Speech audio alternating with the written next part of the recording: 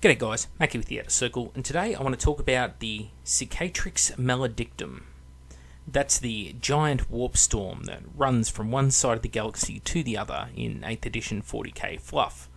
The only reason I want to talk about this is because people often bring up that this is a threat to the Imperium. That this is somehow Chaos winning. And that this is such a major thing that's really impairing the Imperium, and it's a threat, and thus Chaos is a threat. I don't think so. Chaos, as far as I see it, is two things. The traitors and renegades, which would be, your Chaos Legions, Fallen Chapters, Chaos Cultists, Imperial Guard, that kind of thing. And there's the demons. So, with that in mind, we're going to talk about why warp storms in general aren't actually a threat, at least not in the traditional sense. Now, hear me out here. The title probably sounds bizarre, and believe me, there's a method to my madness. So don't type your hate-filled comments quite yet, because I will explain myself very succinctly and very quickly. Warp storms are not traditional enemy-held territory. They're not a Chaos stronghold as such, because of three different things.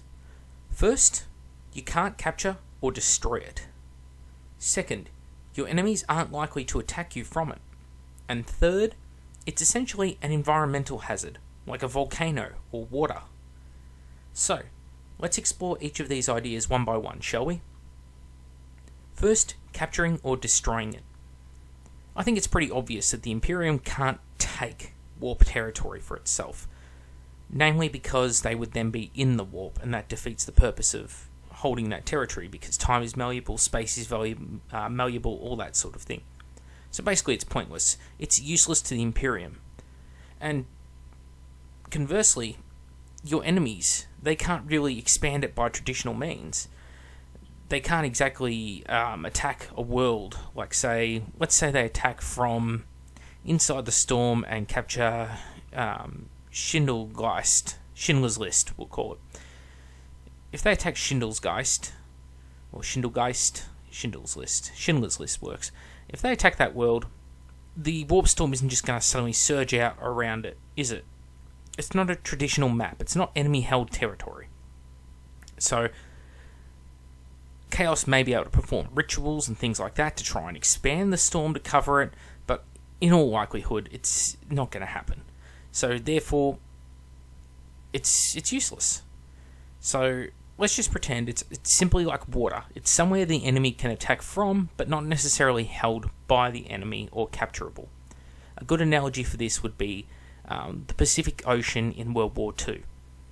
Yes, the Americans and the Japanese can both move through it or attack from it, but at the end of the day, you can't capture the ocean. Although, there's probably a way of doing it. Second point. Your enemies aren't likely to attack you from it. This is important because, yes, some warbands, renegades, things like that, can attack from, who knows, any point along this warp storm. But, realistically, it's not going to happen. Because most of the forces are either located around the Maelstrom, with Huron Blackheart, and around Cadia in the Eye of Terror, with Abaddon the Despoiler. They need their forces to bludgeon their way through the Imperium. They're not able to basically pick up all of Abaddon's forces, move them over to the Hadex anomaly, and then move out. It doesn't work like that. They can only exit at certain points through these warp storms. That was the whole point of the Cadian Gate, that was an area that they were able to move in and out of the warp safely through. If they're able to move out of the warp storm at any point, it's essentially no different to being able to move into real space at any point. It doesn't really matter. There's nothing stopping Abaddon and his fleet from going to warp somewhere near Cadia and then popping out over at Bane's Landing anyway, is there? So, that's one more reason why the Cicatrix Maledictum doesn't really change any fluff. And thirdly, as I said, it's essentially an environmental hazard. It affects both sides. Yes, it is safer for Chaos fleets to travel through the warp, but at the same time, there's not much they can do with that. Having the warp there maybe provides some sort of refuge for them if they can get into it, but that's about it. it's an untamable wild factor.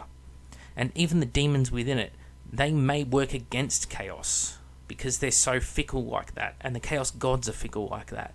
So, again, not something that's a physical threat to the Imperium.